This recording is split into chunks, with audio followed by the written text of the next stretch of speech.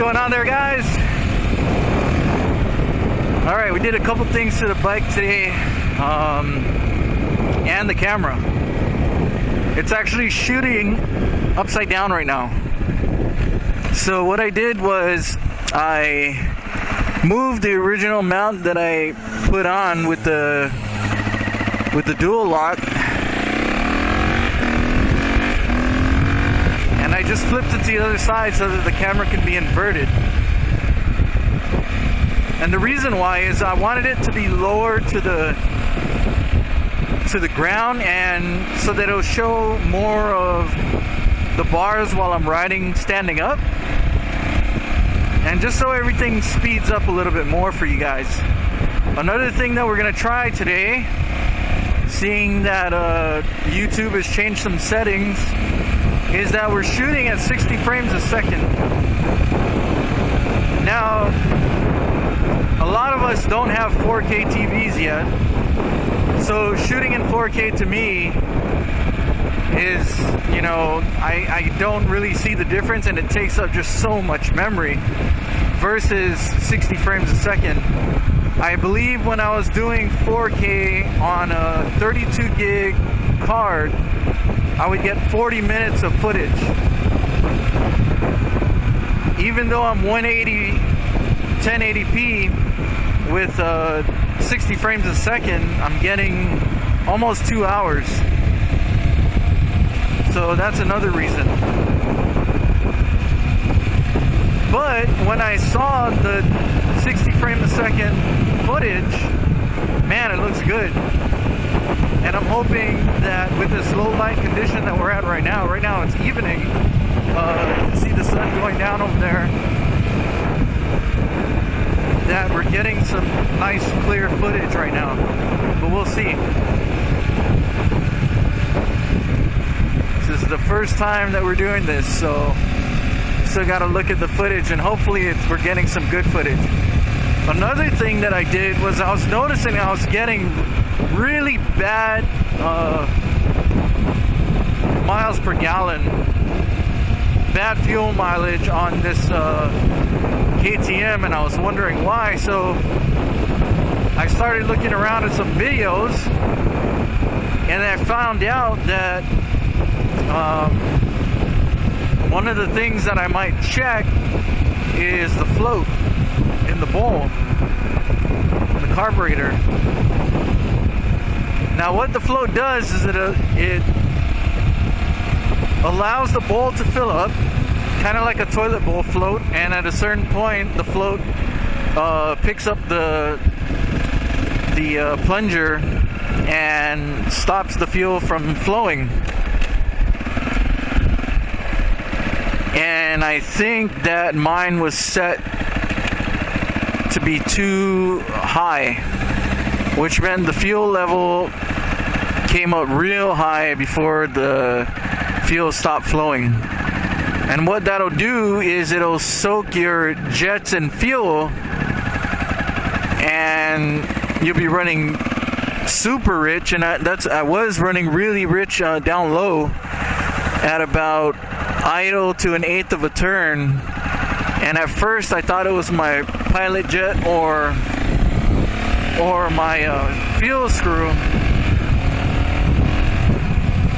but all the settings were pretty good. My jets weren't clogged, and then I take a look at the bowl, and I was amazed at how far up it would go before the plunger would start, you know, cutting the fuel off. So I think that's what was going on. Now hopefully we can see a difference, and I already feel a difference, because before at idle to 1/8 of a turn I would hear bogging, like it was running really, really rich, and now I don't hear that. And there would be a couple times where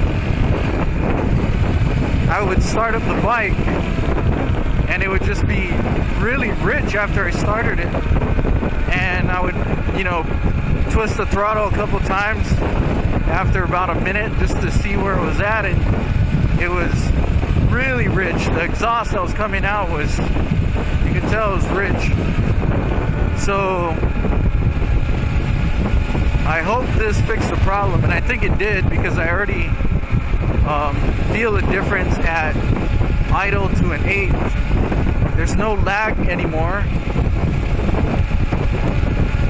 So if you guys are experiencing that problem, I suggest you check it out. I actually got the idea from another YouTuber, and he was like, I think his thing was bad fuel mileage, or bad, I don't know, I forgot, bad gas mileage. And so I was like, huh, what's this? Now you could get the same problem with your jets if your jets are too rich, or your needle could have the same problem. So the reason why I know that I didn't have the same problem is that I rejetted to actually lean out, I believe, all the way through except for the needle. The needle is a little richer than the stock, but the main is leaner. You get what I mean? So I believe the stock needle was like 178 or something like that, and the needle was a real lean needle, straight taper. And as per some guys on the forum who have tested this out at my elevation and temperature range, I copied their settings and I changed my needle and main jet to be lean. The needle is a little richer because it's tapered.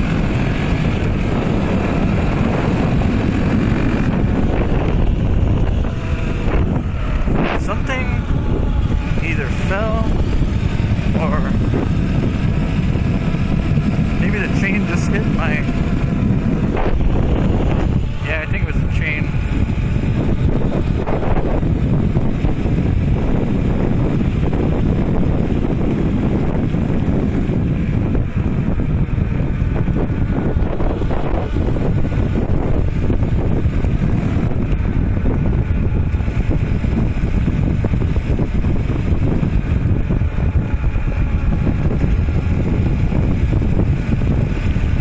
Now the one thing about the float bowl though is if you let it shut off too quick, you're gonna run out of fuel. If it's too low, the bowl has to be filled up with a certain amount of fuel, and if it's not, then you could be in trouble when you're trying to get some power up high.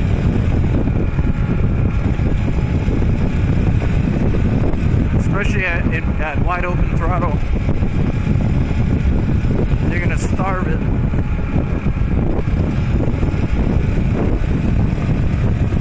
So you're supposed to actually get a measuring tool. I did it another way, which is supposed to work the same way as the measuring tool, so you should be good. Now, for those of you who aren't mechanically inclined, don't be afraid to touch your engine, your motor, battery, fuses, electrical. Don't be afraid of those things, because you know it's meant to be messed with if it needs to be. But then again, the old saying goes, don't fix what's not broken. However, there's some preventative maintenance things that you should be taking care of. Like, for example, when I took apart my car, there was a lot of residue on it. I don't know if it's the fuel that we're getting, but man, it was like this film all over the bowl and the float. So I removed it with the brush and some carb cleaner.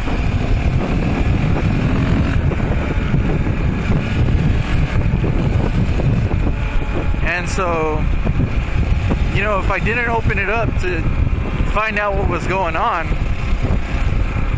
then I would have never found that out, and I probably would have had my jets clogged pretty soon, because the film was just building up. Now that I know that, I just got to check it like every 6 months. That's the last time I opened up the carb.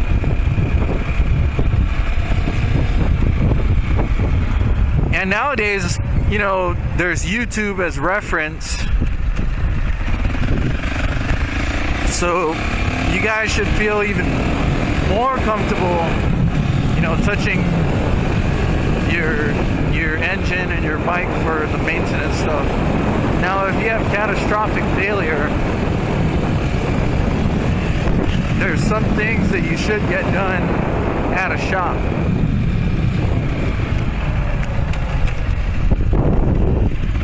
However, like changing your springs in your fork or your shock, on most bikes you can do yourself.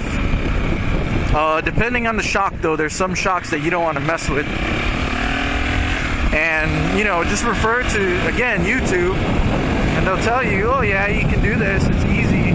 And then some of them will tell you, no, you don't want to mess with that shock.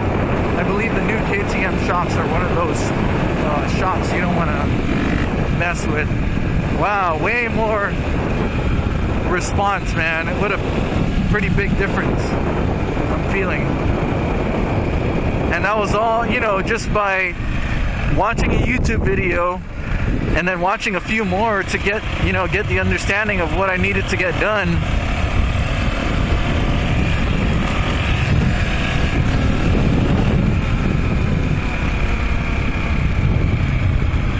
And then I was just able to simply just remove the carb, follow the instructions as per the other videos, and it's not even the same model bike, but the principles are the same.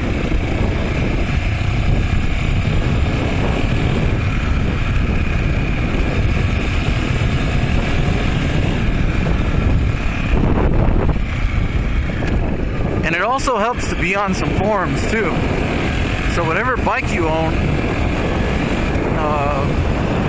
most likely there's a forum out there that you can gain a membership to, most of the time for free, and you just post your problems on the board, and you get a lot of guys who have a lot of experience on these engines and electrical and all that. They'll help you out, show detailed pictures, and, you know, most of them for free.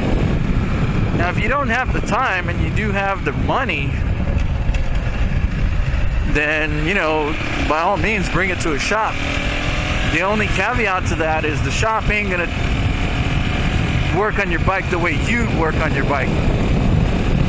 You know, some shops are reputable and they really care about the reputation, they care about the customer, but you never know. And for me, nobody would do as good of a job as I would in most cases.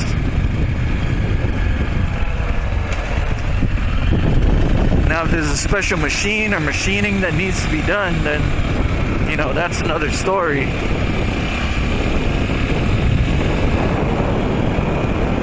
But for the most part, if you have a few set of tools and measuring tools, you should be able to get it all done correctly.